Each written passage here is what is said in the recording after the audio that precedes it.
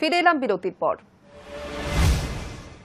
বন্যার সতর্কতা জারি দিল্লি এনসিআরে। যমুনার জলে ইতিমধ্যে রাজধানী এবং তার সংলগ্ন অঞ্চল প্লাবিত হয়েছে। আতঙ্কিত বাসিন্দারা প্লাবিত এলাকাগুলি থেকে ঘরবাড়ি ছেড়ে নিরাপদ আশ্রয়ে যাচ্ছেন। বন্যার সতর্কতা জারি করা হলো দিল্লি এনসিআরে। যমুনার জলে ইতিমধ্যে রাজধানী এবং তার সংলগ্ন অঞ্চল প্লাবিত হয়েছে। বিপজ্জনকভাবে বাড়তে শুরু করেছে নদীর জল, ফলে বন্যার আশঙ্কা দেখা দিয়েছে। আতঙ্কিত বাসিন্দারা প্লাবিত এলাকাগুলি থেকে ঘরবাড়ি ছেড়ে নিরাপদ আশ্রয় নিচ্ছেন। মঙ্গলবার যমুনার জল যেমুনা বাজার এবং লোকালয়ে ঢুকে পড়েছে। কোথাও কোমর সমান, কোথাও হাঁটু সমান জল, ফলে আতঙ্কিত বাসিন্দারা এলাকা ছাড়তে শুরু করেছেন। মঙ্গলবার সকাল 6টায় যমুনার জল বিপদসীমা অতিক্রম করায় লোকালয়ে জল ঢুকতে শুরু করে। তবে এই পরিস্থিতি আরও অবনতি হওয়ার আশঙ্কা করছে প্রশাসন, কারণ হরিয়ানায় হাকিকুন্ড বাঁধ থেকে জল ছাড়া হচ্ছে, ফলে যমুনার জলস্তর আরও বৃদ্ধি পেয়েছে।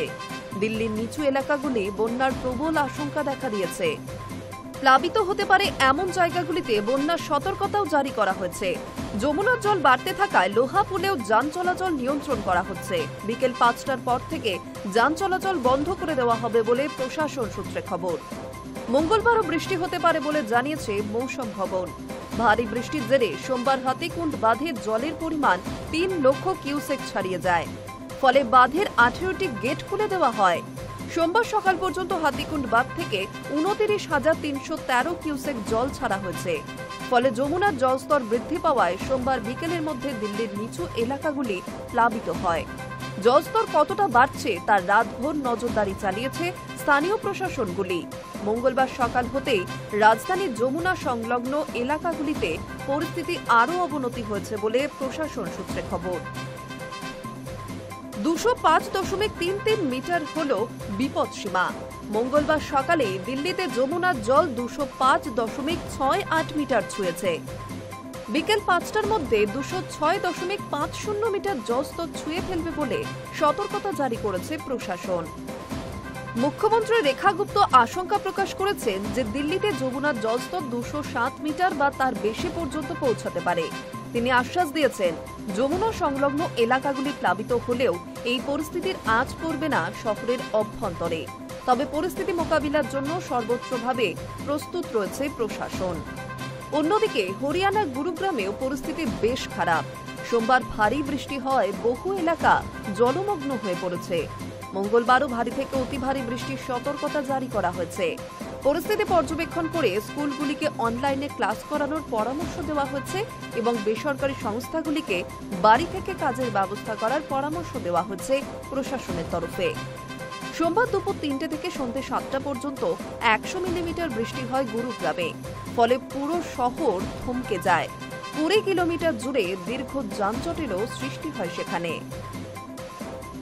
High news network.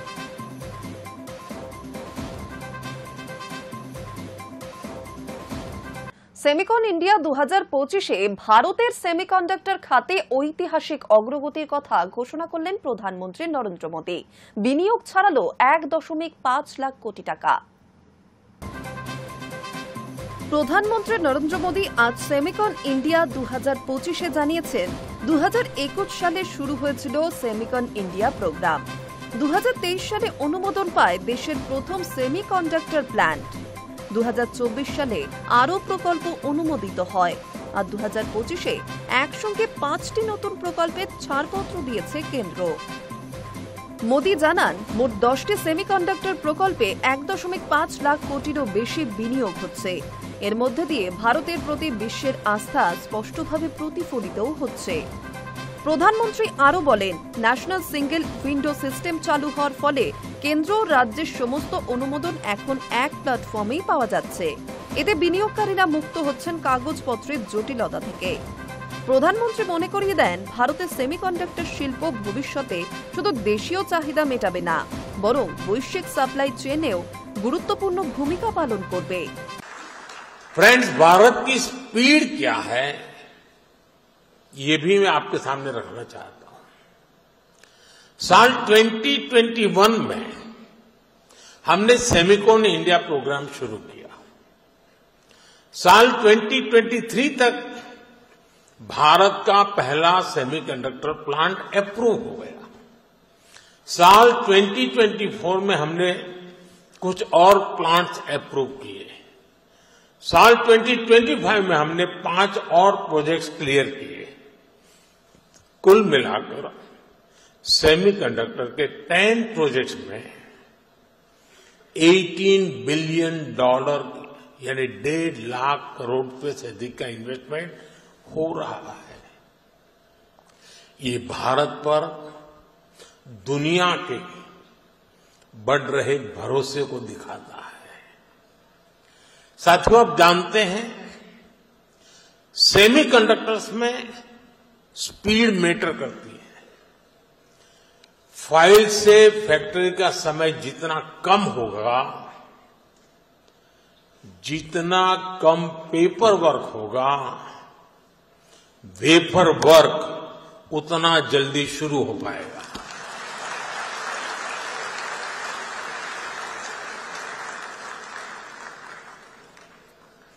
इसी अप्रोच भाव के साथ हमारी सरकार काम कर रही है।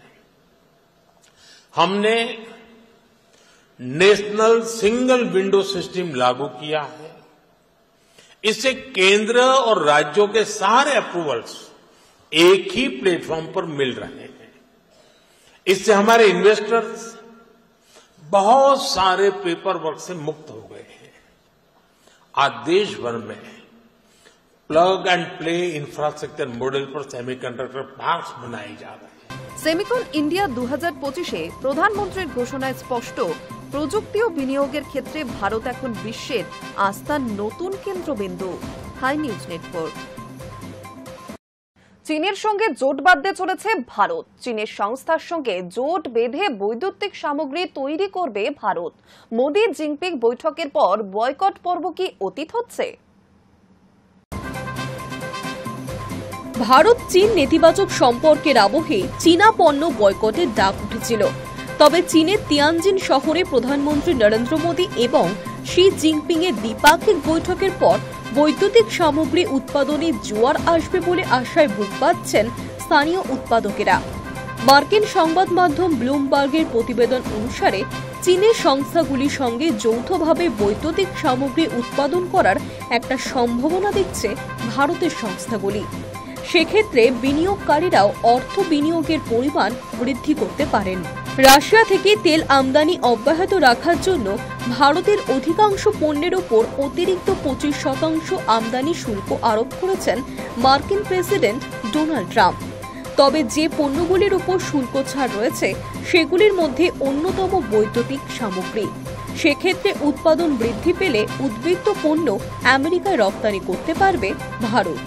তবে চীনের সংস্থার সঙ্গে যৌথভাবে তৈরি করা বৈদ্যুতিক পণ্যের গুণগত মান নিয়ে আমেরিকা প্রশ্ন তুলতে পারে ওই প্রতিবেদনে দাবি করা হয়েছে।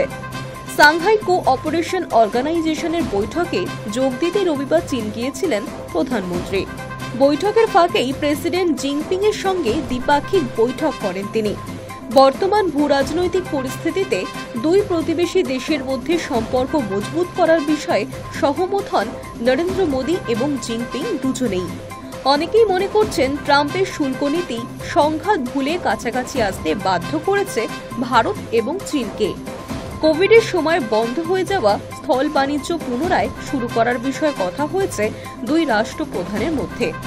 কেন্দ্রের একটি সূত্র মারফত জানা গিয়েছে, ভারতের অভ্যন্তরীণ চাহিদার কথা মাথায় রেখে দুষ্প্রাপ্য খনিজ, কৃষিক্ষেত্রে ব্যবহৃত সার এবং টানেল বোরিং মেশিন রপ্তানি করার বিষয়ে মোদীকে আশ্বস্ত করেছে চীন। দুই দেশের মধ্যে পারস্পরিক বাণিজ্য ফের গতি পেলে অনেক শিল্পক্ষেত্রই উপকৃত হবে বলে মনে করছেন ভারতীয় স্থানীয় উৎপাদকেরা। সেক্ষেত্রে চীনের সংস্থাগুলির সঙ্গে যৌথভাবে বৈদ্যুতিক ক্ষেত্রে উৎপাদন বাড়িয়ে নিতে পারবে তারা। বাইরে রপ্তানি তো বটেই, উৎপাদিত পণ্য দেশের অভ্যন্তরীণ বাজারেও বিক্রি করা যাবে। চীনের তৈরি বৈদ্যুতিক পণ্য নানা বৈচিত্র্য এবং তুলনায় কম দামের জন্য জনপ্রিয়, কিন্তু সেগুলির গুণগত মান নিয়ে বহু সময় প্রশ্ন উঠেছে। 2020 সালে পূর্ব লাদাখে চীনের সঙ্গে সীমান্ত সংঘাতের পর চীনা পণ্য বয়কটের ডাক দেওয়া হয়। তারপরেও অবশ্য ভারতের বাজার থেকে সেই সমস্ত পণ্য পুরোপুরি উধাও হয়ে যায়নি। মোদি জিনপিং নয়া বন্ধুত্বের পর এবার কি হয় সেদিকে নজর রাখছেন বিনিয়োগকারীরাও। High news network.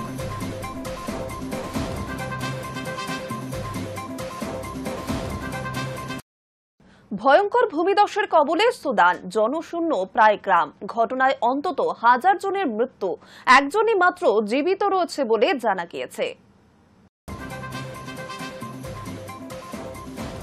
ভয়ঙ্কর ভূমিধসের কবলে আফ্রিকা সুদান। পশ্চিম সুদানের দারফুর অঞ্চলে একটি পাহাড়ি গ্রাম ধসের জেরে সম্পূর্ণ ধ্বংসস্তূপে পরিণত হয়েছে। এই ঘটনায় অন্তত 1000 জনের মৃত্যু হয়েছে বলে দাবি করেছে দেশটির বিদ্রোহী গোষ্ঠী দ্য সুদান লিবারেশন মুভমেন্ট। গ্রামের মাত্র একজন বাসিন্দা কপাল জোরে প্রাণে বেঁচেছেন। সুদানের বিদ্রোহী গোষ্ঠীর তরফে জানানো হয়েছে, গত কয়েকদিন ধরে অতি ভারী বৃষ্টির পর গত 31শে অগস্ট ধস নামে মারা মাউন্টেন্স এলাকায় তারাসিং নামে ওই গ্রামে। দুর্ঘটনার পর গোটা গ্রামকে গিলে নেয় মৃত্যু। পরে একজনকে জীবিত অবস্থায় উদ্ধার করা হয়। ধসের জেরে মাটির নিচে চাপা পড়ে থাকা মৃতদেহ উদ্ধারের জন্য রাষ্ট্রসংঘ ও অন্যান্য আন্তর্জাতিক সংস্থাগুলির কাছে আবেদন জানিয়েছেন দ্য সুদান লিবারেশন মুভমেন্ট। উল্লেখ্য, 2023 সাল থেকে গৃহযুদ্ধে উত্তপ্ত সুদান। ক্ষমতা দখলের লড়াইয়ে নেমেছেন দেশটির সশস্ত্র বাহিনীরই 2 জেনারেল, আবদেল আল ফাতা আল বুরহান এবং জেনারেল মোহাম্মদ হামদান দাগালো। প্রথমজন সুদানের সেনাপ্রধান এবং 2019 থেকে দেশের সর্বোচ্চ শাসন ব্যবস্থার জন্য ভারপ্রাপ্ত কাউন্সিলের প্রধান। দ্বিতীয়জন দেশের আধা সামরিক বাহিনী র্যাপিড সাপোর্ট ফোর্সের প্রধান তথা কাউন্সিলের অন্যতম সদস্য। 2 জন জেনারেলের বিরুদ্ধেই মানবাধিকার ভঙ্গ, লুটরাজ, নৃশংসতা এবং ধর্ষণে মদদের অভিযোগ রয়েছে। গত বছর এপ্রিলের 15 তারিখ থেকে চলা লড়াইয়ে যুযুধান 2 পক্ষের কেউই সংঘর্ষ বিরতি মানছে না। রক্তক্ষয়ী ক্ষমতার লড়াইয়ে পশ্চিমের দারফুর প্রদেশে কয়েকশো মানুষ নিহত হয়েছেন। রাজধানী খার্তুমেও প্রাণ হারিয়েছেন অনেকেই।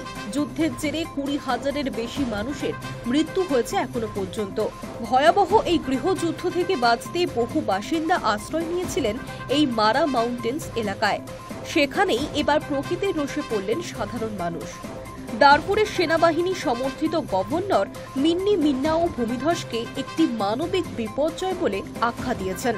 যদিও এই ভয়াবহ ঘটনার পর গৃহযুদ্ধের জেরে সেখানে ব্যাহত হচ্ছে উদ্ধার কাজ। Hi news network.